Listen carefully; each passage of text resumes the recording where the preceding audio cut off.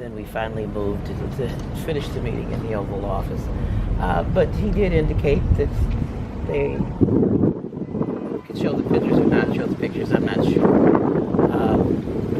But there were photos taken. We set the tone of the meeting by not starting it in the Oval Office, by starting it around the table, because we really wanted to avail ourselves of the 30 minutes we had to make sure that we sort of laid out the greatest concerns that we had. And do you think he heard those concerns? Was this a substantive meeting for you?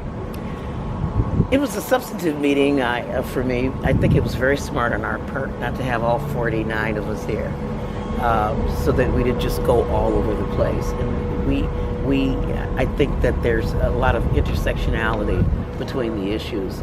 You know, for example, the high incarceration rate and over-policing really doesn't contribute to family formation and enabling people to get off welfare. We talked about, the Medicaid expansion and efforts to block grant food stamps and everything, and how that would have a detrimental impact not only on our constituents who are African Americans, but the white constituents who voted for him, as a matter of fact. We represent 78 million people, but not all of those are African Americans, and we pointed that out to him. And were there any apologies issues? We talked about this earlier. I do say that he appeared to be in a more humble mood.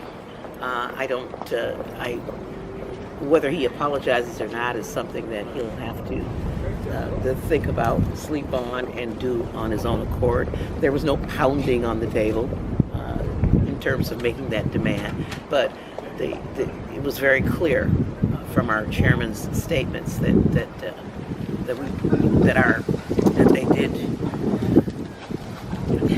I gotta go. Okay. Can I just get one more? Who's in the meeting with you? Representative Clyburn, Representative... No, me on the other side. The Vice President. The Vice President? And Omarosa. Yeah.